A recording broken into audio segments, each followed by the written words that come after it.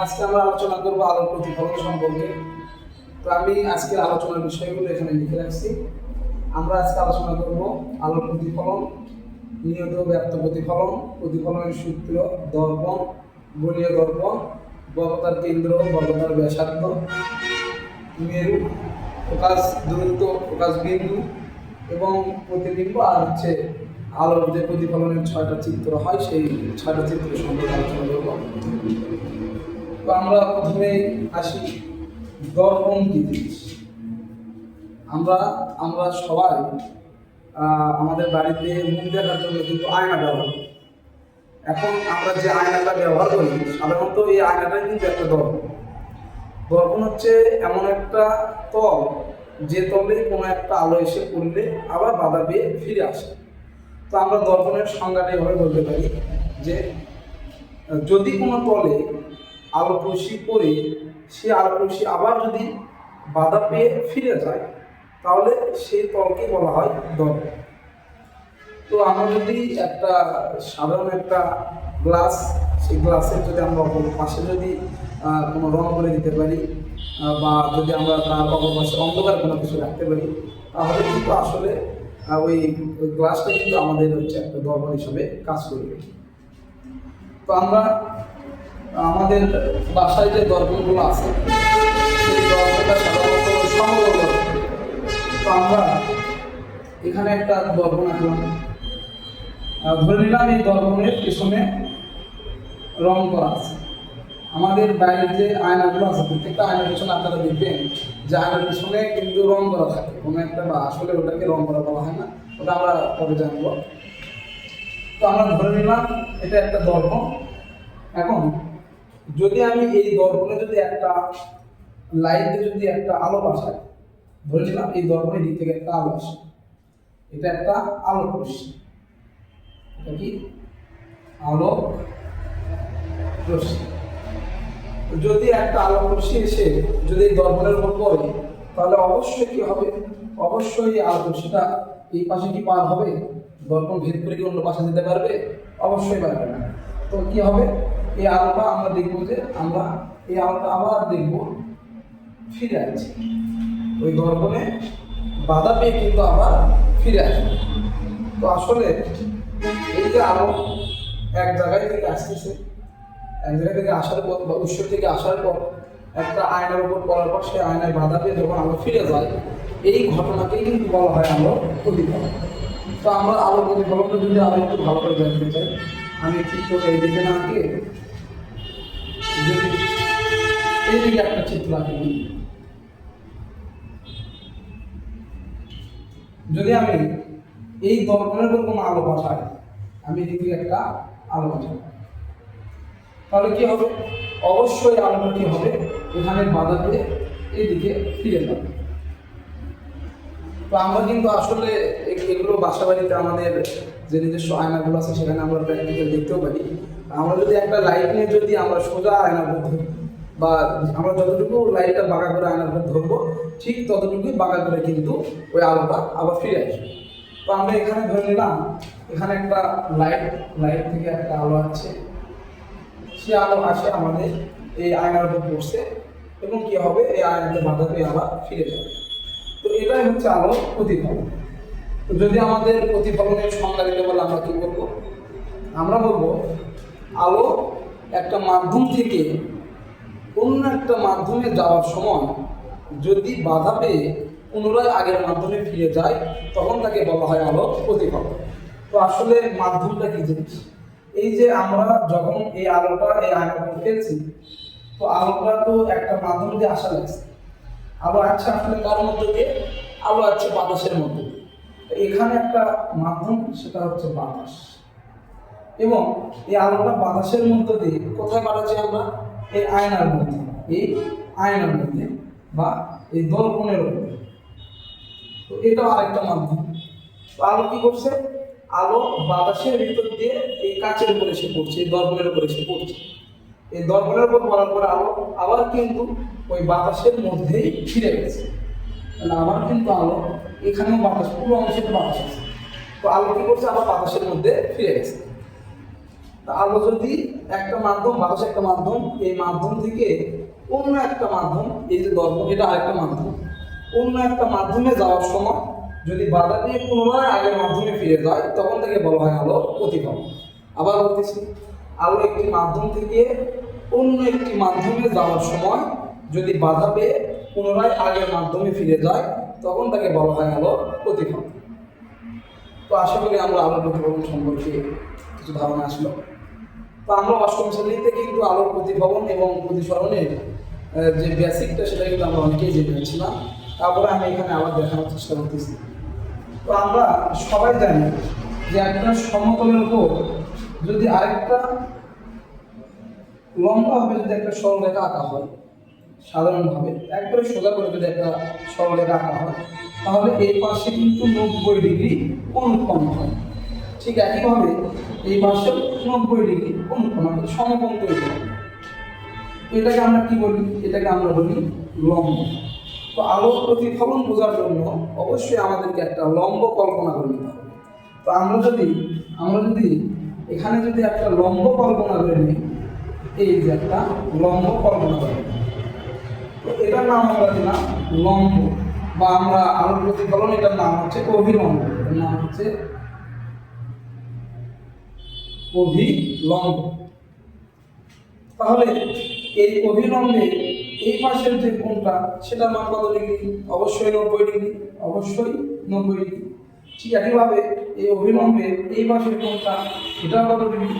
এটা অবশ্যই এই দুইটা মিলে এবং এই দুইটা মিলে পুরোটা অবশ্যই কত ডিগ্রি হবে? 90 ডিগ্রি। এটা কত ডিগ্রি হবে? 90 ডিগ্রি বা 90 ডিগ্রি। তো এই যে অভিলম্বটা কল্পনা আমরা কেন করব? কারণ আমাদের আলোর প্রতিফলনে আমাদের কয়েকটা জিনিস খুব ভালোভাবে জানতে হবে। একটা হচ্ছে আপাতিত রশ্মি, একটা হচ্ছে প্রতিফলিত রশ্মি, একটা আপাতন কোণ, একটা প্রতিফলন কোণ এবং অভিলম্ব। তো আমরা এখানে আপাতিত রশ্মি, প্রতিফলিত রশ্মি এগুলো সম্পর্কে আমরা জানবো। তাহলে এই যে আলোক রশ্মিটা এই দর্পণের উপর এসে পড়ছে, যে আলোক রশ্মিটা উৎস থেকে এই দর্পণের উপর এসে পড়ছে সেটা হচ্ছে আপাতিত রশ্মি। এই আলোক রশ্মিটার নাম কি? আপাতিত রশ্মি। আর এটার নাম হচ্ছে প্রতিফলিত রশ্মি। তাহলে আমরা যদি বলি আপাতিত রশ্মি কি বা কাকে বলে, তো আমরা বলবো যে আলোক রশ্মিটা উৎস থেকে উৎপন্ন হয়ে একটি মাধ্যমে এসে পড়ে সেই আলোক রশ্মিকেই বলা হয় আপাতিত রশ্মি। তো এই আলোক রশ্মিটা এই লাইট থেকে উৎপন্ন হয়েছে এবং এই আয়নার উপর এসে পড়ছে, এটা হচ্ছে আপাতিত রশ্মি। আপাতিত হওয়া মানে একটা মাধ্যমের উপর পড়া। আপাতিত হওয়া মানে কি? একটা মাধ্যমের উপরে এসে পড়া। ঠিক একইভাবে যে আলোক রশ্মিটা বাধা পেয়ে ফিরে গেছে, এখানে একটা আলোক রশ্মি কি হয়েছে? বাধা পেয়ে আবার আগের মাধ্যমে ফিরে গেছে। তাহলে যে আলোক রশ্মিটা বাধা পেয়ে ফিরে যায় তার নাম প্রতিফলিত রশ্মি। যে আলোক রশ্মিটা বাধা পেয়ে আবার ফিরে যায় তার নাম হচ্ছে প্রতিফলিত রশ্মি। তাহলে যে আলোক রশ্মিটা এসে পড়লো তার নাম আপাতিত রশ্মি, এবং যে আলোক রশ্মিটা বাধা পেয়ে ফিরে গেল তার নাম হচ্ছে প্রতিফলিত রশ্মি। এখন আসুন, আপাতন কোণ কি জিনিস? আপাতন কোণ। এখন আমাদের এখানে আমরা আপাতিত রশ্মি দেখতে পাচ্ছি, অভিলম্ব দেখতে পাচ্ছি এবং প্রতিফলিত রশ্মি দেখতে পাচ্ছি। তো আমরা বলবো যে আপাতিত রশ্মি এবং অভিলম্বের মাঝখানে যে কোণ থাকে তার নাম হচ্ছে আপাতন কোণ। তাহলে আপাতিত রশ্মি এবং অভিলম্বের মাঝখানে যে কোণ থাকে তার নাম হচ্ছে আপাতন কোণ। তাহলে এই যে আপাতিত রশ্মি এবং এই যে অভিলম্ব, এই দুইটার মাঝখানে কোন কোণটা আছে দেখেন তো? এই যে এই কোণটা আছে, এই যে এই। তাহলে এই কোণটাকে আমরা বলবো আপাতন কোণ। তাহলে এই কোণের নাম কি? এর নাম হচ্ছে আপাতন কোণ। তো আমি আবার বলছি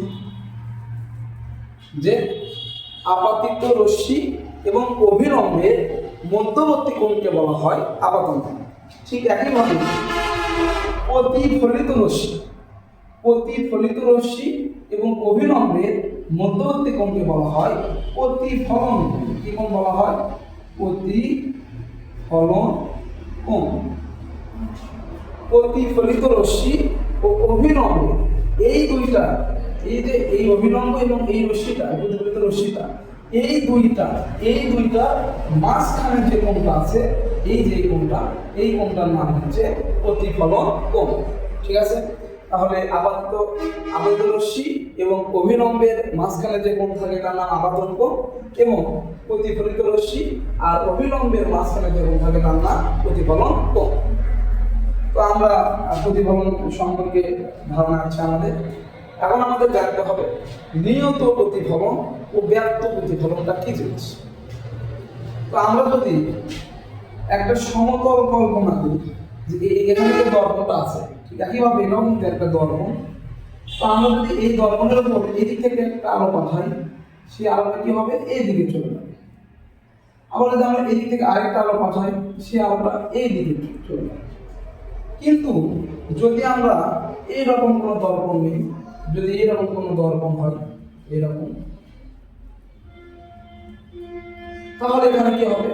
আলোটা এই দিক থেকে আসার সময় এইদিকে যাবে, ঠিক আছে। কিন্তু আলোটা যদি এই দিকে আসে তাহলে এটা কি এদিকে যাবে না। যদি একটা আয়না যদি এদিক করা থাকে, একটা আলো যদি এখান থেকে এসে এখানে পড়ে, তো এই আলোটা কিন্তু এই দিকে যেতে পারবে, এই আলোটা এই দিকে আসবে। ঠিক একইভাবে এখান থেকে আলোটা এই দিকে চলে আসবে। তো যদি এইরকম ঘটনা ঘটে যে আলো যদি কোনো মসৃণ তলে আপাতিত হয় এবং কোনো মসৃণ তলে আপাতিত হয়ে যদি প্রতিফলিত হয়, তখন তাকে বলা হয় নিয়ত প্রতিফলন। এবং আলো যদি একটা অমসৃণ তলে এসে আপাতিত হয়ে যদি প্রতিফলিত হয়, তখন তাকে বলা হয় ব্যর্থ প্রতিফলন। তাহলে আমি আবার বলতেছি, আলো যদি কোনো মসৃণ তল একদম সমান এবং মসৃণ তলে যদি এসে আপাতিত হয়ে প্রতিফলিত হয়, তখন তাকে বলা হবে নিয়ত প্রতিফলন। এবং আলো যদি কোনো অমসৃণ তল থেকে প্রতিফলিত হয়, তখন তাকে বলা হবে ব্যর্থ প্রতিফলন। তো আমরা নিয়ত প্রতিফলন এবং ব্যর্থ প্রতিফলন সম্পর্কে জানছি। এখন আমাদের জানতে হবে প্রতিফলনের সূত্র।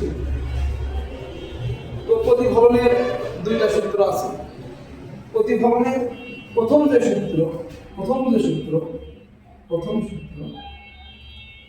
খুবই মজার একটা সূত্র। প্রথম সূত্রে বলা আছে যে আপাতিত রশ্মি, প্রতিফলিত রশ্মি, অভিলম্ব, আপাতন কোণ, প্রতিফলন কোণ এরা সবাই একই সমতলে অবস্থান করে বা একই বিন্দুতে এরা সবাই অবস্থান করে। তো আমরা দেখি এই যে আপাতিত রশ্মি, অভিলম্ব, প্রতিফলিত রশ্মি, আপাতন কোণ, প্রতিফলন কোণ এরা সবাই কিন্তু এই একটা জায়গাতেই আছে। তো এটাই হচ্ছে প্রতিফলনের প্রথম সূত্র, যে আপাতিত রশ্মি, প্রতিফলিত রশ্মি, অভিলম্ব, আপাতন কোণ, প্রতিফলন কোণ এরা সবাই একই সমতলের একই বিন্দুতে এরা কি করে? অবস্থান করে। প্রতিফলনের দ্বিতীয় সূত্রটা কি? প্রতিফলনের দ্বিতীয় সূত্র হচ্ছে আপাতন কোণ এবং প্রতিফলন কোণ সব সময় কি হবে? সমান হবে। আপাতন কোণ এবং প্রতিফলন কোণ সব সময় সমান হবে। তো এখানে এই যে আপাতন কোণ আর এই যে প্রতিফলন কোণ, এই দুইটা কোণ কিন্তু সব সময় সমান হবে।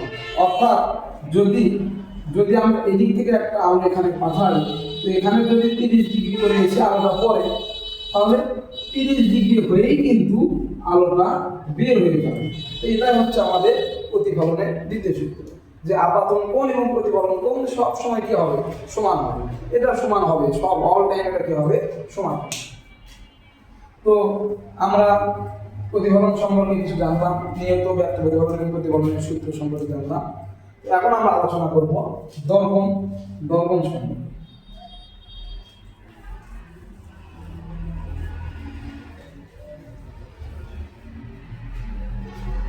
তো দর্পণ কি, এটা আমি শুরুতে বলছি যে আলো যে তলে আবৃত হয়ে প্রতিফলিত হয়ে যায় সেই তলকে বলা হয় দর্পণ। অর্থাৎ আলো যে তলে আবৃত হয়ে বাধা পেয়ে আবার ফিরে যায় সেই তলকে বা সেই মসৃণ বা অমসৃণ পৃষ্ঠকে আসলে বলা হয় কি দর্পণ।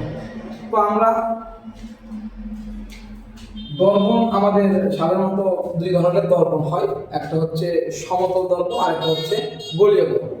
তো আমরা এতক্ষণ যে দর্পণগুলো দেখলাম এগুলো ছিল হচ্ছে কি সমতল দর্পণ। তো গোলীয় দর্পণ কিরকম? আমি একটা বৃত্ত আঁকলাম, ঠিক আছে, এটা একটা ধরুন একটা কাচের তৈরি একটা বৃত্ত, এটা একটা গোলকের মতো আর কি, গোলক, বৃত্ত না তো গোলক, এটা একটা একটা গোলক, কাচের তৈরি গোলক।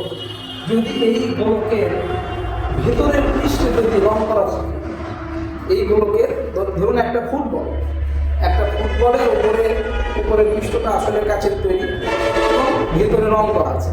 তো আমরা এই ফুটবলের সামনে গেলে কিন্তু ফুটবলের মধ্যে আমাদের ছবি দেখা যাবে। তাহলে এটা যদি একটা গোলীয় দর্পণ হয় তাহলে অবশ্যই এর ভিতরে এইরকম রং করা থাকবে, এরকম রং। তো এই যে গোলীয় দর্পণ, আমরা একটা মানুষ যদি এই দর্পণের সামনে এখানে এসে দাঁড়ায় তাহলে এই মানুষের ছবিটা কিন্তু এই দর্পণের ভেতর বা এই আয়নার মধ্যে দেখা যাবে। তো গোলীয় দর্পণ দুই ধরনের আছে আবার, একটা হচ্ছে উত্তল দর্পণ এবং আরেকটা হচ্ছে অবতল দর্পণ। একটা উত্তল দর্পণ আর একটা অবতল দর্পণ। যদি গোলীয় দর্পণের ভিতরের পৃষ্ঠে যদি এইভাবে যদি রং করা থাকে তাহলে সাধারণত এই দর্পণটাকে বলা হবে উত্তল দর্পণ। কি দর্পণ বলা হবে? উত্তল দর্পণ। আর যদি ভিতরের পৃষ্ঠে না হয়ে যদি ভিতরের পৃষ্ঠে না হয়ে যদি বাইরের পৃষ্ঠে রং করা থাকে, এরকম বাইরের পৃষ্ঠে যদি রং করা থাকে তাহলে এই দর্পণটাকে বলা হবে অবতল দর্পণ। এই দর্পণ বলা হবে অবতল দর্পণ। তো আসলে আমাদের বইয়ের যে চিত্রগুলো আছে এইভাবে কোনো চিত্র নেই, আমাদের বই আছে এরকম, এই যে এরকম যদি বাইরে যদি এভাবে থাকে তাহলে এটাকে আমরা বলি অবতল দর্পণ। অর্থাৎ অবতল দর্পণ আর উত্তল দর্পণ এটা খুবই মজার একটা চিত্র। এটা আমরা খুব সহজভাবে বলতে পারি যে দর্পণের এই যে দেখেন এই দর্পণটার কিন্তু এই পাশে যদি আমরা দাঁড়াই তাহলে আমাদের ছবি দেখা যাবে এই আয়নার ভিতরে, আর এই দর্পণটার কিন্তু এই পাশে দাঁড়ালে কিন্তু আমরা ছবি দেখতে পারবো না আয়নার মধ্যে, আমাদের অবশ্যই এই পাশে দাঁড়াতে হবে। তাহলে আমাদের একটা প্রতিবিম্ব এই দর্পণের ভিতরে তৈরি হবে। তো এটা মনে রাখার সহজ উপায় হচ্ছে যে আমাদের ছবি যে অংশে দেখা যায় আয়না সেই অংশটা যদি নিচু হয়, এরকম যদি নিচু হয়, ভাঁজ হয়, তাহলে তাকে বলা হবে অবতল দর্পণ। আর যদি আমাদের ছবি যে অংশে দেখা যায় সেই অংশ যদি উঁচু হয়, এরকম যদি উঁচু হয়, এরকম উঁচু হয়, তখন তাকে বলা হবে কি উত্তল দর্পণ। তো দর্পণ সম্পর্কে আমাদের একটা হালকা কি একটা ধারণা আসলো, গোলীয় দর্পণ সম্পর্কে একটা হালকা ধারণা আসলো। তো আমাদের এই যে গোলীয় দর্পণের যে দুইটা প্রকার ভেদ, তার ভিতরে একটা হচ্ছে উত্তল দর্পণ এবং আরেকটা হচ্ছে অবতল দর্পণ। তো আমরা প্রথমে অবতল দর্পণ নিয়ে আলোচনা করি। অবতল দর্পণ, অবতল দর্পণ।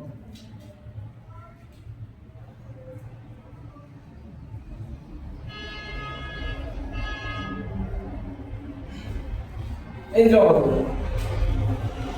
তাহলে এই অবতল দর্পণের যদি আমরা কোনো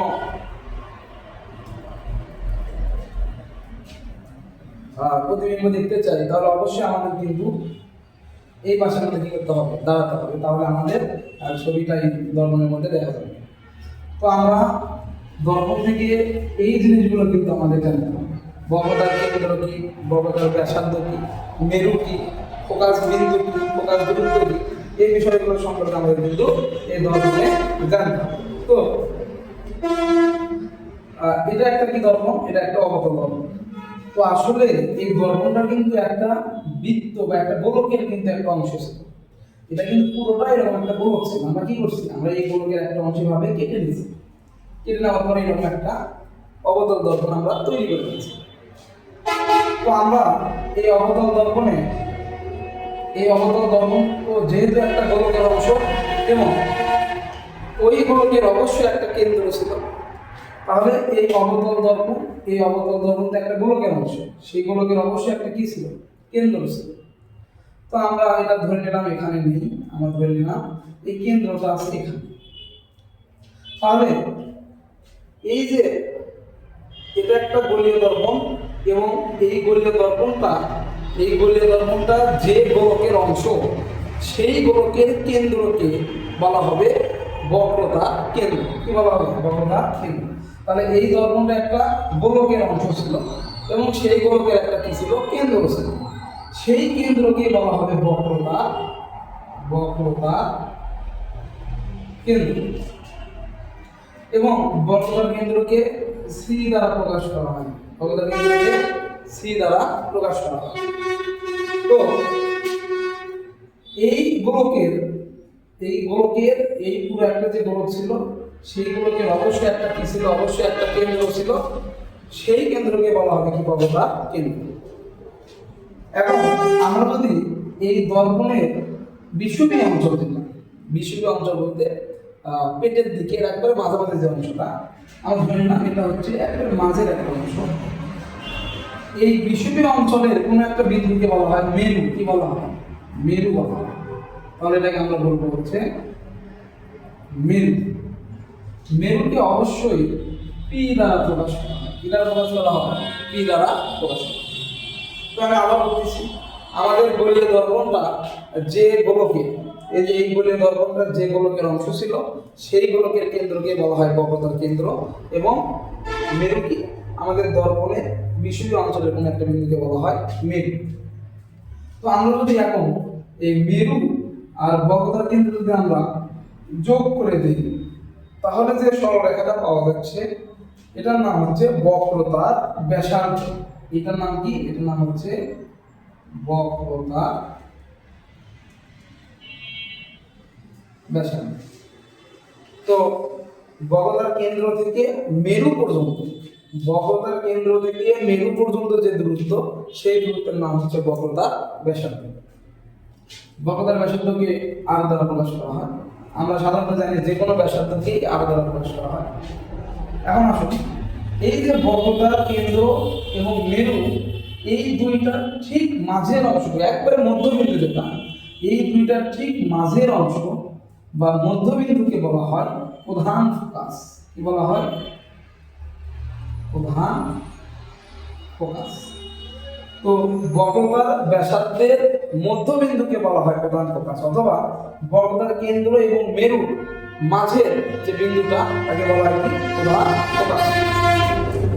প্রধান ফোকাসকে অবশ্যই এফ দ্বারা প্রকাশ করা হয়। কি দ্বারা প্রকাশ করা হয়? এফ দ্বারা প্রকাশ করা হয়। এখন আসুন, এই যে প্রধান ফোকাস এফ, এই প্রধান ফোকাস থেকে এই মেরু পর্যন্ত যে দূরত্ব, এই প্রধান ফোকাস থেকে এই মেরু পর্যন্ত যে দূরত্ব, এই দূরত্বকে বলা হয় ফোকাস দূরত্ব। কি বলা হয়? ফোকাস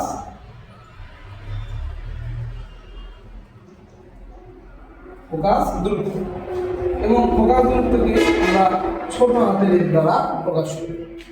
তো অবশ্যই এই জিনিসগুলো আমাদের খুব ইম্পর্টেন্ট, আমাদের সবাইকে জানতে হবে। যাদের নোট করা দরকার, অবশ্যই ভিডিওটা আজকে এগুলো নোট করে নেবেন। তো দেখেন, আমরা কি চিনলাম? বক্রতার কেন্দ্র চিনলাম, বক্রতার ব্যাসার্ধ চিনলাম, মেরু চিনলাম, আমরা প্রধান ফোকাস চিনলাম, আমরা ফোকাস দূরত্ব চিনলাম। তো আমরা এই বিষয়গুলো সম্পর্কে জানলাম। এখন আমাদের এই যে দর্পণের সামনে যখন আমরা দাঁড়াই, এবং দর্পণের ভিতরে যে আমাদের যে ছবিটা দেখা যায়, সেটাই কিন্তু আসলে প্রতিবিম্ব। অর্থাৎ কোনো একটা বস্তুকে যদি দর্পণের সামনে রাখা হয় এবং ওই বস্তুর যে প্রতিচ্ছবি আয়নার মধ্যে দেখা যায় বা দর্পণের মধ্যে যে প্রতিচ্ছবিটা দেখা যায়, সেই প্রতিচ্ছবিকেই বলা হয় কি, প্রতিবিম্ব। আসলে প্রতিবিম্বের আরেক নাম প্রতিচ্ছবি। তো আমরা আলোর যে এই যে প্রতিফলনের যে বিভিন্ন ধরনের যে প্রতিবিম্বের সৃষ্টি হয়, আমরা এই অধ্যায় সম্পর্কে মোটামুটি অনেকেই একটু না হলেও জানি যারা দশম শ্রেণীতে আছে। তো আমাদের সাধারণত এই অধ্যায় থেকে, এই দর্পণ থেকে আমাদের 6 ধরনের প্রশ্ন হয়। তো আমরা এই প্রতিবিম্ব কিভাবে তৈরি হয় এবং এই 6 ধরনের চিত্রগুলো সম্পর্কে আমরা এবার জানবো। তো আমি এটা মুছে দিলাম।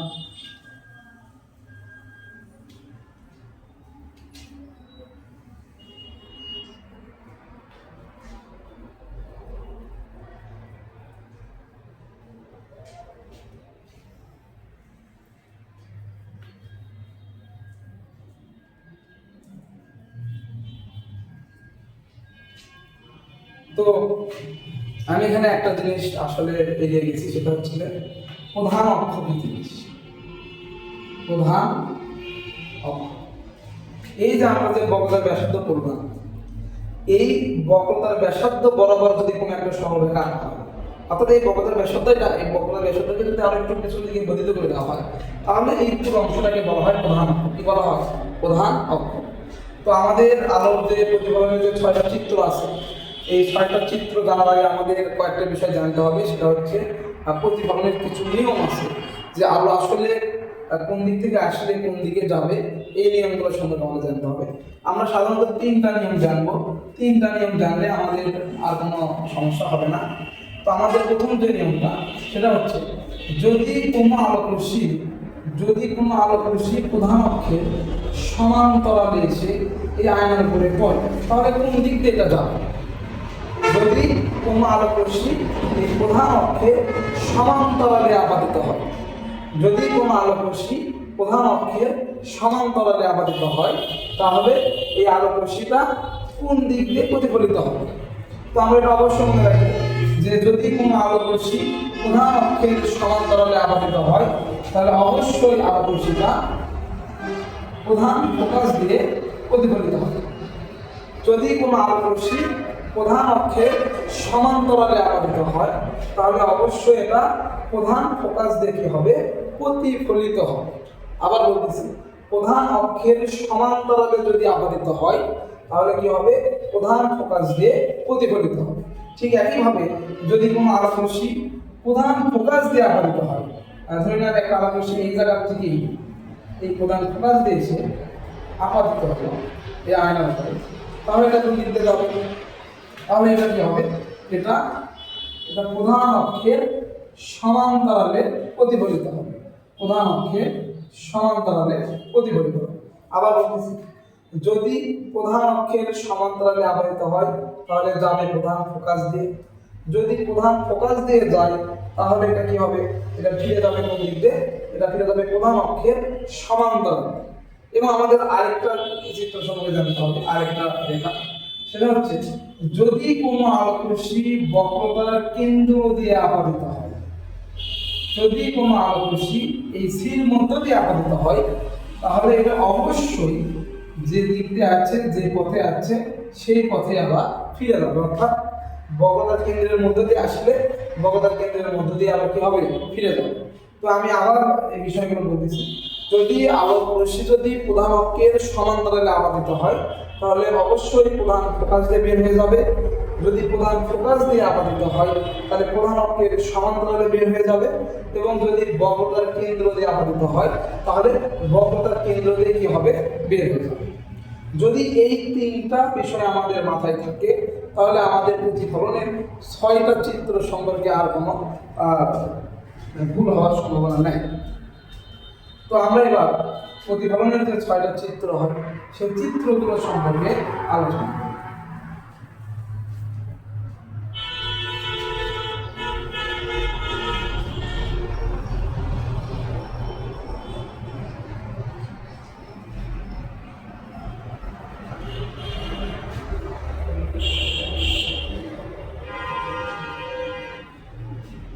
তো আমাদের এখানে একটা অবতল দর্পণ আছে। তো আমাদের এখানে আসলে যে 6টা চিত্র আমি আঁকাবো, এই 6টা চিত্রে আসলে কি কি প্রশ্ন হতে পারে সেগুলো সম্বন্ধে আমাদের জানতে হবে। আমাদের এই অধ্যায় থেকে সাধারণত এই অংশ থেকে এরকম প্রশ্ন হবে যে একটা প্রতিবিম্বকে একটা লক্ষ্যবস্তুকে কোথায় রাখলে, বা একটা লক্ষ্যবস্তুকে যদি আমি এখানে একটা আয়নার উপরে রাখি, আয়নার সামনে যদি আমি একটা লক্ষ্যবস্তুকে রাখি, এখানে একটা মানুষ ক্যামেরা দাঁড় করে রাখি, তাহলে এই মানুষের যে ছবিটা আয়নার মধ্যে দেখা যাবে, সেই ছবিটা আসলে কোথায় দেখা যাবে? এই ছবিটা কি বাস্তব হবে নাকি অবাস্তব হবে? এটা কি আসলে ছবিটা কি ছোট হবে লক্ষ্যবস্তুর থেকে, নাকি ছবিটা বড় হবে, নাকি আসলে সোজা হবে উল্টা হবে? এই ধরনের আমাদের প্রশ্ন হবে। তো আসলে এই প্রশ্নগুলো দেওয়ার আগে আমাদের জানতে হবে যে এই লক্ষ্যবস্তুগুলোকে কোথায় কোথায় রাখা যায়।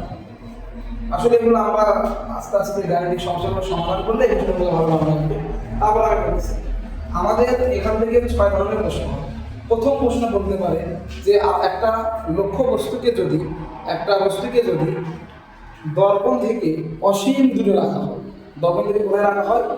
অসীম দূরে রাখা হয়, তাহলে তার প্রতিবিম্বটা কেমন হবে? আবার এরকম প্রশ্ন হতে পারে যদি একটা লক্ষ্যবস্তুকে বক্রতার কেন্দ্রের বাইরে রাখা হয়, তাহলে কেমন প্রতিবিম্ব হবে? আবার বলতে পারে যে একটা লক্ষ্যবস্তুকে বক্রতার কেন্দ্রের উপরে রাখা হবে, তাহলে কেমন প্রতিবিম্ব হবে? আবার বলতে পারে একটা লক্ষ্যবস্তুকে এই বক্রতার কেন্দ্র এবং এই ফোকাসের মাঝখানে রাখা হবে, তাহলে কেমন প্রতিবিম্ব হবে? এরকম আমাদের আসলে 6 ধরনের প্রশ্ন হয়। একটা হচ্ছে যদি লক্ষ্যবস্তু অসীম দূরে থাকে, এটা দর্পণ থেকে অনেক দূরে, অসীম বলতে আসলে যার কোনো শেষ নেই, এটা আমাদের অনেক দূরে, অনেক, যেটা আমরা আসলে এখানে অসীম তো বলে বোঝানো যাবে না, তার কোনো শেষ নেই। তো যদি অসীমে রাখা হয়, এই অসীম দূরে, আমি দেখা যাচ্ছে কিনা সঠিক জানি না, আমি ধরে নিলাম এখানে রাখছি, এটা হচ্ছে অসীম দূরে রাখছি, দর্পণ থেকে অসীম দূরে, তাহলে এই লক্ষ্যবস্তুর যে ছবিটা আয়নার মধ্যে দেখা যাবে, এই ছবিটা কেমন হবে? এরপরে আমাদের বলতে পারে এই বক্রতার কেন্দ্রের বাইরে যদি রাখা, এই যে এখানে যদি রাখা, তাহলে এর যে প্রতিবিম্বটা হবে এটা কেমন হবে? আবার যদি আমাদের বলে যে বক্রতার কেন্দ্রের উপরেই রাখা হবে, তাহলে এটার প্রতিবিম্ব কেমন হবে? আবার এই দুইটার মাঝেও রাখতে বলা হতে পারে, আবার প্রধান ফোকাসের উপরে বলতে পারে, আবার বলতে পারে প্রধান ফোকাস এবং এই মেরু এবং প্রধান ফোকাসের মাঝখানে যদি রাখা হয়, তাহলে প্রতিবিম্ব কেমন হবে? তো দেখুন এখানে কয়টা, 1 2 3 4 5 6, এই যে 6টা জায়গায় আমরা লক্ষ্যবস্তুকে রাখছি, এই 6টা লক্ষ্যবস্তুর জন্য আমরা 6 ধরনের প্রতিবিম্ব পাবো। তো আমরা এখানে একটা ছোট একটা বিষয় আমাদের দেখতে হবে, সেটা হচ্ছে আমরা ধরে নেব যে এটা হচ্ছে 1, এই অসীম দূরে যদি থাকে তাহলে আমরা ধরে নেব 1, এটাকে ধরে নেব 2, এটাকে ধরে নেব 3, এটাকে ধরে নেব 4, ধরে নেব 5, এটাকে ধরে নেব 6। এখন এখানে আমাদের একটা বিষয় মনে রাখতে হবে যে লক্ষ্যবস্তুর অবস্থান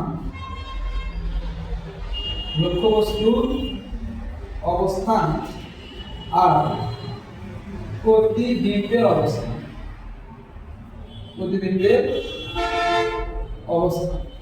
এই দুইটা যদি যোগ করা হয় তাহলে 6 পাওয়া যাবে। আসলে এটা কিন্তু কোনো সূত্র না, এটা এই চিত্রগুলো বোঝার জন্য একটা সহজ উপায়।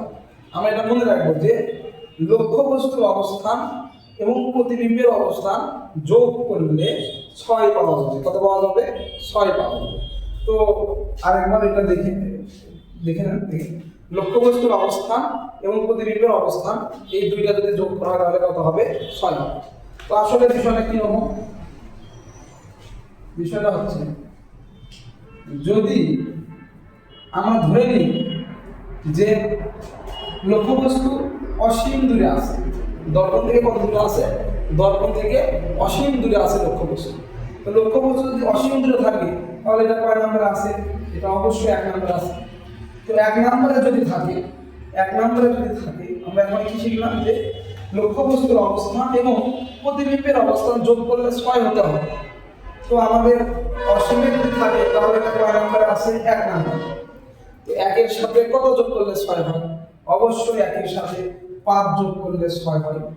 তাহলে আমাদের এই বিষয়টা মনে রাখতে হবে যে লক্ষ্যবস্তু যদি অসীম দূরে থাকে, 1 নম্বরে থাকে এই অসীম দূরে, তাহলে প্রতিবিম্ব থাকবে 5 নম্বরে প্রতিবিম্ব কোথায় থাকবে? এই যে 5 নম্বর মানে কোথায় দেখেন তো, 5 নম্বর মানে হচ্ছে এই যে প্রধান ফোকাস। এই প্রধান ফোকাসের কাছাকাছি বা প্রধান ফোকাসের উপরে, বা আমরা সাধারণত প্রধান ফোকাসের কাছাকাছি চিত্রগুলো পাবো। তো যদি লক্ষ্যবস্তু অসীম দূরে থাকে তাহলে আমাদের যে প্রতিবিম্বটা তৈরি হবে সেটা অবশ্যই থাকবে কোথায়? প্রধান ফোকাসের উপরে বা প্রধান ফোকাসের কাছাকাছি। এবার যদি বলা হয় লক্ষ্যবস্তু যদি 2 নম্বরে থাকে, অর্থাৎ বক্রতার কেন্দ্রের বাইরে, আমাদের এই জিনিসগুলো লিখে নিতে হবে মনে রাখার জন্য। লক্ষ্যবস্তু যদি এই বক্রতার কেন্দ্রের বাইরে থাকে, এই বক্রতার কেন্দ্রের যদি বাইরে থাকে তাহলে প্রতিবিম্ব কোথায় হবে? তো বক্রতার কেন্দ্রের বাইরে, বক্রতার কেন্দ্রের বাইরে মানে কি? 2 নম্বর। তো আসলে 2 এর সাথে কত যোগ করলে 6 পাবো আমরা? 2 এর সাথে অবশ্যই 4 যোগ করলে আমরা 6 পাবো। তাহলে আমাদের এই জিনিসটা মাথায় রাখতে হবে। তো যদি লক্ষ্যবস্তু যদি বক্রতার কেন্দ্রের বাইরে থাকে অর্থাৎ 2 নম্বরে থাকে তাহলে প্রতিবিম্ব থাকবে কয় নম্বরে? 4 নম্বরে। প্রতিবিম্ব থাকবে কয় নম্বরে? এই যে 4 নম্বরে, এই অংশে আমাদের বলা থাকবে। অর্থাৎ এটা হচ্ছে বক্রতার কেন্দ্র এবং প্রধান ফোকাসের ঠিক মাঝখানে। ঠিক আছে? ঠিক একইভাবে যদি লক্ষ্যবস্তু বক্রতার কেন্দ্রের উপরে থাকে তার মানে কয় নাম্বার? 3। সেই ক্ষেত্রে আমাদের প্রতিবিম্ব কয় নম্বরে থাকবে? 3 এর সাথে কত যোগ করলে 6 হয়? 3। তাহলে অবশ্যই প্রতিবিম্ব আমাদের এই প্রধান বক্রতার কেন্দ্রের উপরেই থাকবে। তো যদি লক্ষ্যবস্তু বক্রতার কেন্দ্রের উপর থাকে প্রতিবিম্ব বক্রতার কেন্দ্রের উপরে থাকবে। ঠিক একইভাবে যদি লক্ষ্যবস্তু আমাদের বক্রতার কেন্দ্র ফোকাসের মাঝখানে এই অংশে থাকে, এটা যদি লক্ষ্যবস্তু হয় তাহলে আমাদের প্রতিবিম্ব কোথায় হবে? 2 নম্বর, অর্থাৎ বক্রতার কেন্দ্রের বাইরে, বক্রতার কেন্দ্রের বাইরে হবে আমাদের প্রতিবিম্ব। ঠিক একইভাবে যদি 5 নম্বরে থাকে লক্ষ্যবস্তু এই অংশে থাকে প্রধান ফোকাসের উপরে, তাহলে আমাদের প্রতিবিম্ব হবে কোথায়? 1 নম্বর, অর্থাৎ অসীম দূরে হবে। কোথায় হবে? অসীম দূরে। এইবার আসবে যদি লক্ষ্যবস্তু 6 নম্বরে থাকে তাহলে কি 6 এর সাথে কত যোগ করলে 6 হয়? অবশ্যই 0 যোগ করলে 6 হয়। তো লক্ষ্যবস্তু যদি এই 6 নম্বরে থাকে অর্থাৎ প্রধান ফোকাস এবং মেরুর যদি মাঝখানে থাকে তাহলে যে প্রতিবিম্বটা পাওয়া যাবে সেটা কিন্তু এই অংশে কোথাও হবে, সেটা হবে আমাদের এই দর্পণের বাইরে কোথাও একটা। ঠিক আছে? তা আসলে এটা আমরা চিত্র না আকারে বুঝতে পারবো না। তো আমরা যদি চিত্রে যাই তাহলে ইনশাআল্লাহ বুঝতে পারবো। তো আমরা প্রথম চিত্রে যাই।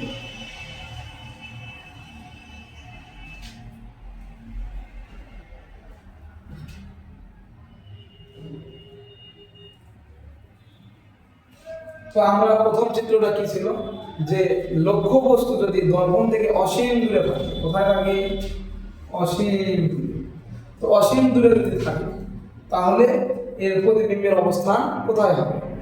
তো আসলে এই বস্তুটার প্রতিবিম্ব আঁকাতে হলে অবশ্যই আমাদের জানতে হবে যে এই বস্তু থেকে যদি আলো যদি এই আয়নার উপরে না পড়ে তাহলে কিন্তু আমরা বস্তুটাকে দেখতেই পারি।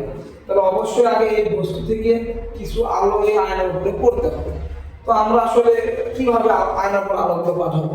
এই যে আমরা কিছুক্ষণ আগে যে প্রতিফলনের যে নিয়মগুলো দেখলাম যে আসলে প্রধান অক্ষের সমান্তরালে আসলে কোন দিকে যায়, এই জিনিসগুলো কিন্তু আমরা এখানে ব্যবহার করি। তো আমাদের অবশ্যই এই লক্ষ্যবস্তু থেকে আমাদের ওই দর্পণের উপর কি পাঠাতে হবে? আলো পাঠাতে হবে। তো আমরা আসলে আলো কিভাবে কতগুলো আলো রশ্মি পাঠাবো? তো আমাদের এই চিত্রগুলোতে সাধারণত 2টা আলো রশ্মি পাঠালে হয়। আমরা প্রথম যে আলো রশ্মিটা পাঠাবো সেটা হচ্ছে প্রধান অক্ষের সমান্তরালে পাঠাবো। প্রধান অক্ষের সমান্তরালে। তাহলে এই বস্তু থেকে একটা আলো প্রধান অক্ষের সমান্তরালে এসে এই আয়নার উপর পড়ছে। তাহলে এই যে এই আলোটা এখন কোন দিক দিয়ে বের হয়ে যাবে, কোন দিক দিয়ে প্রতিফলিত হবে? আমরা জানি যে প্রধান অক্ষের সমান্তরালে যদি আপাদিত হয় তাহলে অবশ্যই প্রধান ফোকাস দিয়ে কি হয়? বের হয়ে যাবে। তাহলে কি হবে? প্রধান ফোকাস দিয়ে কি হবে? এটা বের হয়ে যাবে। তো এবার আমরা কোন দিক দিয়ে আলো পাঠাবো? আমরা তো 3 ধরনের আলো রশ্মি এভাবে শিখছি। একটা হচ্ছে প্রধান অক্ষের সমান্তরালে, একটা প্রধান ফোকাস দিয়ে, একটা বক্রতার কেন্দ্রে। তো আমরা সাধারণত 2টা ব্যবহার করবো আলো রশ্মি। প্রত্যেকটা চিত্রে আমরা সবার প্রথমে প্রধান অক্ষের সমান্তরালে একটা আলো পাঠাবো। কোন দিকে পাঠাবো? প্রধান অক্ষের সমান্তরালে। এবং আরেকটা আলো রশ্মি কোন দিকে পাঠাবো? আমাদের দেখতে হবে যে বস্তুটা আছে, লক্ষ্য বস্তু যেটা আছে এই লক্ষ্যবস্তুর কাছাকাছি কোন বিন্দুটা আছে। তো বিন্দু এখানে দুইটা, একটা বর্গাকার কেন্দ্র আর একটা ফোকাস বিন্দু। এটার কাছাকাছি কোন বিন্দু আছে, এসি আছে, এই বর্গাকার কেন্দ্র আছে। আমরা কি করবো, আমরা এই বর্গাকার কেন্দ্রকে কি করবো, এইভাবে আমরা পাবো। ঠিক আছে, যদি বর্গাকার কেন্দ্র দিয়ে আলো পাঠায় তাহলে এটা কি হবে, বর্গাকার কেন্দ্র দিয়ে আবার কি হবে, ফিরে যাবে। তো আমাদের এই যে আলোক রশ্মি দুইটা যে জায়গায় মিলিত হলো, যে জায়গায় মিলিত হলো, এই জায়গাতেই কিন্তু আমাদের প্রতিবিম্বটা তৈরি হয়। ঠিক আছে, তো আমরা বলছিলাম যে যদি অসীম দূরে থাকে অর্থাৎ 1 নম্বরে, তাহলে আমাদের প্রতিবিম্ব হবে 5 নম্বরে। 5 নম্বরটা ছিল কিন্তু প্রধান ফোকাস। আমি বলছিলাম কিন্তু যে আসলে প্রধান ফোকাসের উপরে বা প্রধান ফোকাসের কাছাকাছি কোথাও প্রতিবিম্বের সৃষ্টি হবে। তো এখানে আসলে আমরা অসীম দূরে কিন্তু আসলে অনেক অনেক দূর বোঝাই, আমরা এটা কিন্তু আসলে বেশি দূরে নিতে পারি না। যদি আমাদের চিত্রটা একটু সামনে আগাতাম এবং এই যদি আমরা একটু দূরে নিতে পারতাম, তাহলে কিন্তু আমাদের এই প্রতিবিম্বটা আরো একটু প্রধান ফোকাসের কাছে যেত। তো আপনারা যখন এই লক্ষ্যবস্তু যত দূরে নেবেন, এই প্রতিবিম্বটা কিন্তু ততই প্রধান ফোকাসের কাছে আসবে। তো আমরা এটার জন্য বলবো যে আসলে এই প্রতিবিম্বটা হবে প্রধান ফোকাসের কাছাকাছি কোনো একটা অংশ। তো আবার বলতেছি, আমরা কিভাবে চিত্র আঁকবো। চিত্র আঁকার জন্য আমাদের দুইটা আলো পাঠাতে হবে। একটা আলো পাঠাতে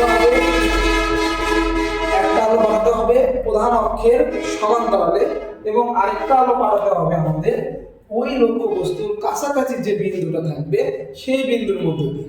ঠিক আছে, তাহলে আমাদের এখানে যে চিত্রটা, যে প্রতিবিম্বটা তৈরি হলো সেটা হচ্ছে এই। তাহলে আমাদের এই প্রতিবিম্বের যে আকার আকৃতি অবস্থান, এই জিনিসগুলো আমাদের প্রশ্ন থাকবে যে আসলে প্রতিবিম্বটা কেমন হলো, বাস্তব না অবাস্তব।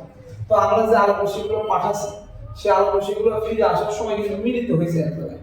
তো যদি ফিরে আসার সময় এভাবে মিলিত হয়, বাস্তবে কিন্তু এগুলো মিলিত হয়েছে, যদি বাস্তবিকভাবে মিলিত হয় তাহলে সেটা অবশ্যই বাস্তব। কি হবে, বাস্তব। অনেক সময় আমাদের মিলিত না হতে পারে, তখন আমরা জোর করে মিলিত করব। জোর করে যখন আমরা মিলিত করবো সেটা আমরা দেখবো, তখন আমাদের প্রতিবিম্ব হবে অবাস্তব। যেহেতু এখানে আমাদের কিছু করতে হয়নি, আলো সোজা আসছে আবার গেছে, আসছে আবার গেছে, এবং যাওয়ার সময় এখানে কি হয়েছে, মিলিত হয়েছে, তাহলে এটা হবে বাস্তব।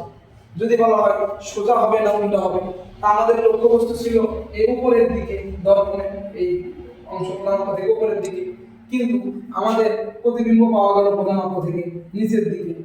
তাহলে এটা কি সোজা না উল্টা? অবশ্যই এটা উল্টা। ঠিক আছে, তাহলে এটা কি হলো, এটা হলো বাস্তব উল্টা। ঠিক একইভাবে এটার আকারটা লক্ষ্যবস্তুর আকার থেকে বড় না ছোট? অবশ্যই ছোট আছে, অবশ্যই ছোট। দেখেন এটা এত বড়, এটা এতটুকু। আপনারা নিজেরাও যদি খাতায় আঁকান তাহলে এভাবে দেখতে পাবেন। তো আমাদের মনে রাখতে হবে যে এখানে প্রতিবিম্বটা কি হবে, খর্বিত বা খাটো বা ছোট। খর্বিত বা খাটো বা ছোট, কারণ লক্ষ্যবস্তুর চেয়ে এটা কি হবে, ছোট হবে। এটার অবস্থান কোথায় হবে? এটার অবস্থান হবে প্রধান ফোকাসের কাছাকাছি। প্রধান ফোকাসের কাছাকাছি। তো আশা করি আমরা এই চিত্র সম্পর্কে একটু ধারণা আছে আমাদের। এখন যদি আমরা দ্বিতীয় চিত্র সম্পর্কে বলি, যে যদি লক্ষ্যবস্তু বক্রতার কেন্দ্রের বাইরে থাকে তাহলে কি হবে? আমি এটা মুছে দিলাম।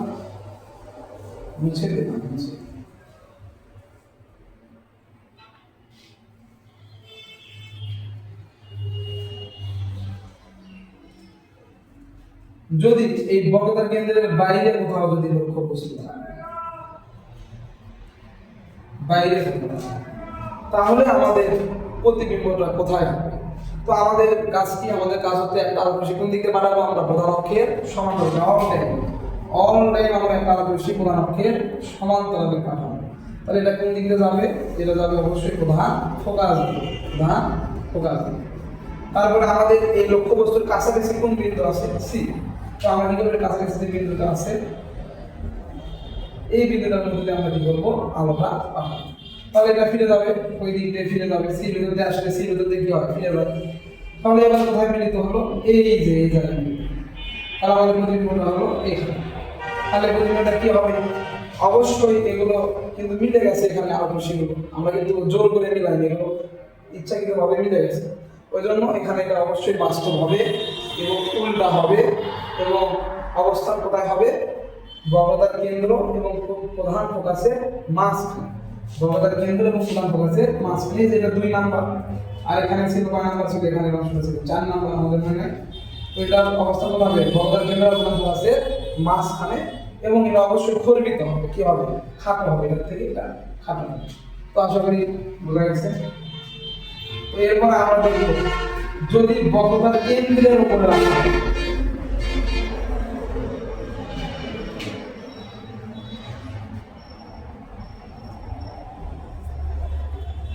যদি বক্রতার কেন্দ্রের উপরে যদি রাখা হয়, তাহলে কয় নাম্বার আছে? 3। তাহলে প্রতিবিম্ব হবে কয় নম্বরে? 3 নম্বরে, অর্থাৎ বক্রতার কেন্দ্রের উপরে হবে। তাহলে আমরা কি করব? প্রথমে একটা আলোক রশ্মি প্রধান অক্ষের সমান্তরালে পাঠাবো। প্রধান অক্ষের সমান্তরালে পাঠাবো। তাহলে এটা কোন দিক দিয়ে ফিরে যাবে? অবশ্যই প্রধান ফোকাস দিকে হবে, ফিরে যাবে। তারপরে এর কাছাকাছি কোন বিন্দু আছে? এটা তো একটা বিন্দু। তো এটার পরে তো লক্ষ্যবস্তু আছে। এর কাছাকাছি আমরা আরেকটা বিন্দু দেব, সেটা হচ্ছে প্রধান ফোকাস। এর কাছে কিন্তু এখন প্রধান ফোকাস আছে। এটাতে আমরা আলো পাঠালে আয়নার উপর পড়বে না। আমাদের আলোটা এমনভাবে পাঠাতে হবে যাতে আলোক রশ্মিটা অবশ্যই এই দর্পণের উপরে এসে পড়ে। তো আমাদের অবশ্যই আলো রশ্মি পাঠাতে হবে এর কাছাকাছি এখন কোন বিন্দু? প্রধান ফোকাস। তো আমরা প্রধান ফোকাস দিয়ে আলো পাঠাবো। এই যে পাঠালাম। তো প্রধান ফোকাস দিয়ে আলো পাঠালে আলোটা কোন দিকে যাবে? অবশ্যই আমরা জানি আলোটা কোন দিকে যাবে? প্রধান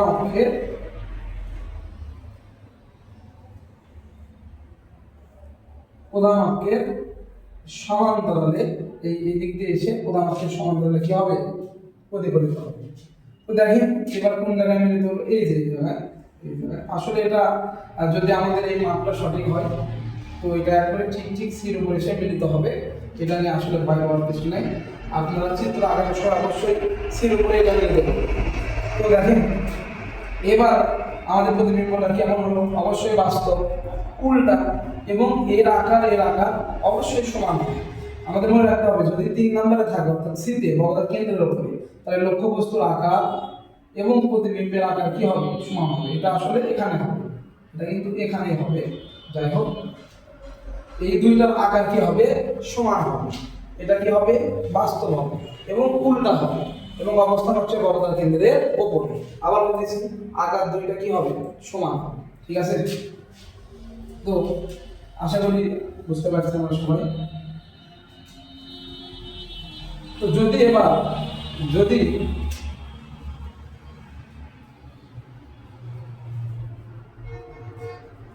এবার একটা বস্তুকে এখানে রাখা হয়, তাহলে কি হবে?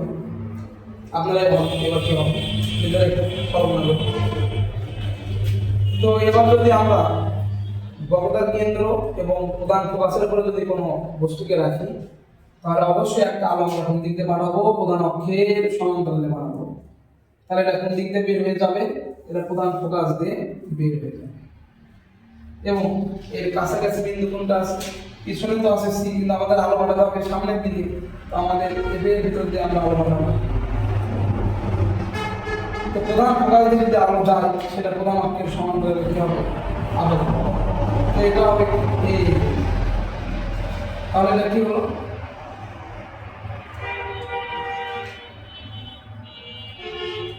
দেখেন যদি এটা কয় নম্বরে আছে? 4 নম্বর। 4 নম্বরে থাকলে প্রতিবিম্ব কয় নম্বরে হবে? 2 নম্বর। 2 নম্বর মানে কি? বক্রতার কেন্দ্রের বাইরে। তো এটার মাপ একটু যদি সঠিক হয়, কম বেশি না হয়, তাহলে এটা আরো একটু এদিকে সরে আসবে। যাই হোক, আমাদের লক্ষ্যবস্তুটা অবশ্যই, প্রতিবিম্বটা অবশ্যই কি হবে? বাস্তব হবে, উল্টা হবে এবং অবস্থান হবে বক্রতার কেন্দ্রের বাইরে। এবং একই সাথে এটার আকার কি হবে? লক্ষ্যবস্তু থেকে এটা একটু আকারে কি হবে? বড় হবে, অর্থাৎ বিবর্ধিত হবে। কি হবে? বিবর্ধিত।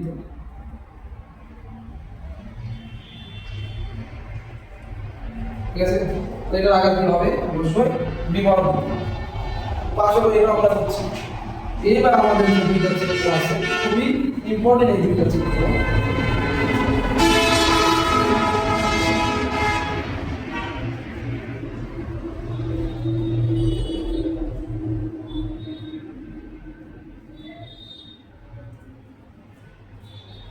এবার যদি কোনো একটা বস্তুকে যদি আমরা প্রধান ফোকাসের উপরে রাখি, তাহলে এর প্রতিবিম্বটা কোথায় হবে? তো আমরা জানি এটা কয় নাম্বার? 5 নাম্বার। যদি 5 নাম্বারে থাকে তাহলে প্রতিবিম্ব কয় নাম্বার হবে? 1 নাম্বারে হবে। তো 5 আর 1 6 হবে। 1 নাম্বার মানে কোথায় ছিল? অসীম। অর্থাৎ এটার প্রতিবিম্ব হবে অসীম দূরে। তো এটা একটু মনোযোগ দিয়ে আপনারা সবাই দেখবেন।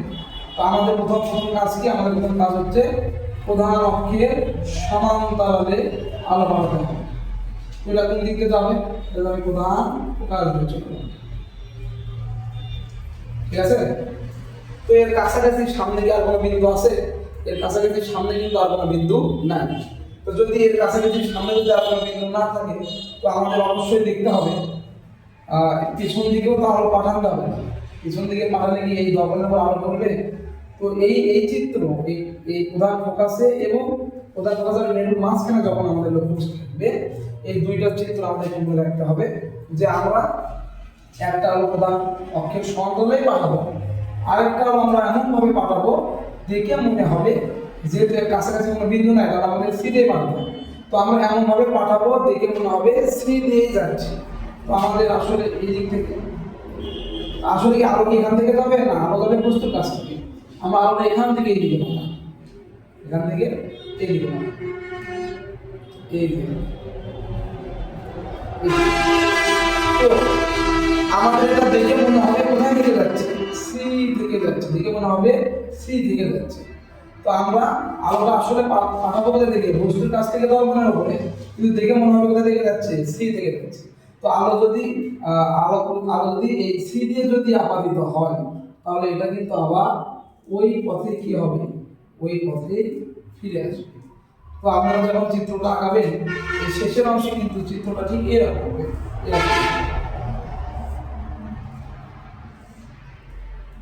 এরকম হবে। দেখে মনে হবে এরা অসীম দূরে কোথাও গিয়ে এরা মিলিত হবে, অসীম দূরে কোথাও গিয়ে এরা মিলিত হবে। তো আবার বলতেছি, আমাদের প্রথমে একটা আলো পাঠাতে হবে প্রধান অক্ষের সমান্তরালে, সেটা প্রধান ফোকাসে যাবে, এবং আরেকটা আলো আমরা এমনভাবে পাঠাবো দেখে মনে হবে সি থেকে যাচ্ছে। তাহলে সি থেকে যদি হবে ফিরে আসবে, তাহলে এই ক্ষেত্রে আমাদের যে প্রতিবিম্বটা হবে সেটা কোথায় হবে? অসীম দূরে হবে। এটা কিন্তু এখন মিলিত হয় না, অসীম দূরে, অনেক দূরে যাবে, এটা কি হবে? মিলিত হবে। ঠিক আছে? তো এটা হচ্ছে আমাদের 5 নম্বর চিত্র। এটা অবশ্যই উল্টা হবে এবং এটার অবস্থান মনে হবে, অবস্থান হবে অসীম দূরত্বে। তো আমরা এবার দেখবো সবার শেষের যে চিত্র আছে সেই চিত্র।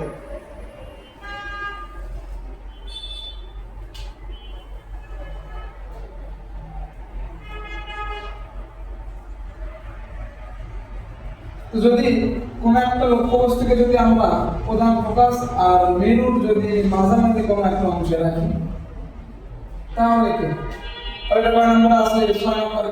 তাহলে প্রতিবিম্বটা কোথায় হবে? তো আমরা চিত্র আকারে বুঝতে পারি প্রতিবিম্বটা কোথায় হবে। তো আমরা একটা আলো কোন দিক দিয়ে পাঠাবো? আমরা অবশ্যই প্রধান অক্ষের সমান্তরালে পাঠাবো। এটা কোন দিকে যাবে? এটা প্রধান ফোকাস দিয়ে চলে যাবে। ঠিক আছে? তো এর কাছাকাছি এই দিকে আর কোনো বিন্দু নেই, আমরা এমনভাবে পাঠাতে পারি মনে হবে ভেতর দিয়ে যাবে, আসলে ভাবে আমরা পাঠাতে পারবো না। আমাদের এই চিত্রটা আপনারা একটু মনে রাখবেন। এবারও আমরা এই 5 নম্বরে এবং এই 6 নম্বরে যখন আমাদের লক্ষ্যবস্তু থাকবে, তখন আমরা কি করবো? একটা প্রধান অক্ষের সমান্তরালে পাঠাবো এবং আরেকটা হলো এমনভাবে পাঠাবো দেখে মনে হবে সি দিকে যাচ্ছে। কোথায় দিকে যাচ্ছে? এই যে এখান থেকে আলোটা আমরা এই দিকে, তাহলে এই দিকে যখন পাঠালাম আলোটা অবশ্যই এই দিকে কি হবে? ফিরে আসবে। এই যে দিকে যদি ফিরে আসে, এই দিকে যদি আলোটা ফিরে আসে, তাহলে এই দিকে এটা তুলে দিবে। তো এটা হচ্ছে আমাদের 6 নাম্বার চিত্র। তাহলে দেখেন এই পাশে এই দুইটা আলোক রশ্মি মিলিত হওয়ার কি কোনো সম্ভাবনা আছে? এটা দুইটা কিন্তু দুই দিকে যাচ্ছে। যখন দুইটা আলোক রশ্মি দুই দিকে যাবে, এই পাশে কিন্তু এটা মিলিত হবে না।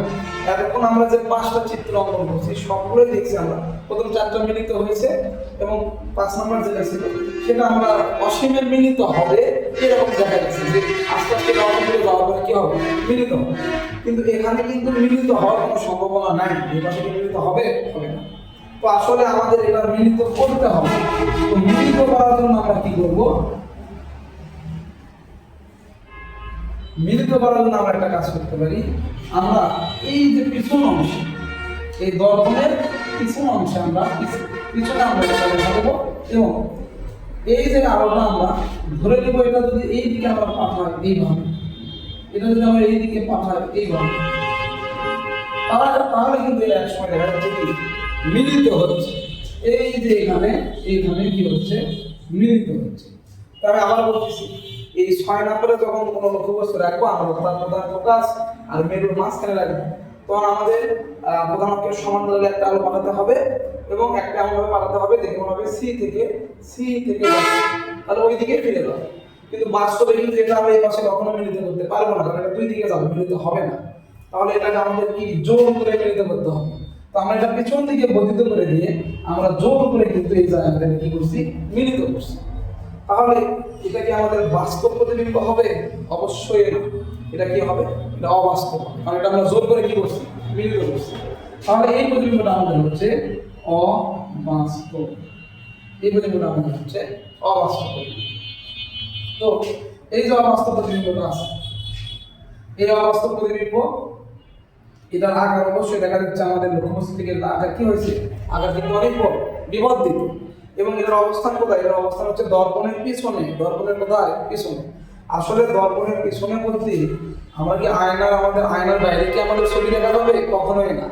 আয়নার ভিতরে কিন্তু ওই আয়না তো আসলে একটু মোটা হবে, আয়না তো মোটা হয়, ওটা কি একটা চুলের মতো পাতলা হয়, হতেও পারে এরকম, কিন্তু সাধারণত চুলের মতো পাতলাও যদি হয় তারও একটা শেষ অংশ আছে। ঠিক এখানেও কিন্তু এই দর্পণের, এটা একটা দর্পণ হলে এটা প্রথম দিকের অংশগুলো, এটা মাঝের অংশগুলো এবং এই যে অংশটা হবে শেষ অংশ। তো যাই হোক, আমাদের যে প্রতিবিম্বটা তৈরি হবে এটা দর্পণের ওই শেষ অংশ তৈরি হবে, আমাদের পিছনে তৈরি হবে। তো আমরা 6 নম্বর চিত্র বুঝে গেছি। তো আমি এখানে আবার বলছি, এখানে প্রতিবিম্বটা কি হবে, অবাস্তব হবে, অবস্থান হবে দর্পণের বাইরে পিছনে এবং এটা বিবর্ধিত হবে এবং এটা সোজা হবে। এতক্ষণ আমরা যে প্রতিবিম্বগুলো পাইছি সবগুলো প্রধানকে নিচে পাইছি, প্রধানকে নিচে পাইছিলাম, কিন্তু এবার পালাম কোথায়, প্রধানকের উপর। এটা আছে প্রধানকের উপরে, এটা আছে, তাহলে প্রতিবিম্বটা কি হবে, সোজা হবে। এটা কিন্তু উল্টা হবে না, এটা কি হবে, সোজা হবে। তো আশা করি আমরা এই 6টা চিত্র সম্পর্কে আমাদের ভালো একটা ধারণা আছে। তো আমি পরবর্তী ক্লাসে উত্তল দর্পণের যে চিত্রগুলো হয় সেগুলো সম্পর্কে জানাবো এবং এই অধ্যায়ের আরও কিছু আমাদের জানতে হবে, বিবর্ধন সম্পর্কে জানতে হবে এবং আমাদের গাণিতিক সমস্যাগুলো সম্পর্কে কিছুগুলো জানতে হবে। এগুলো আমি অবশ্যই পরের ভিডিওতে আলোচনা করব। সবাই ভালো থাকবেন। আসসালামু আলাইকুম।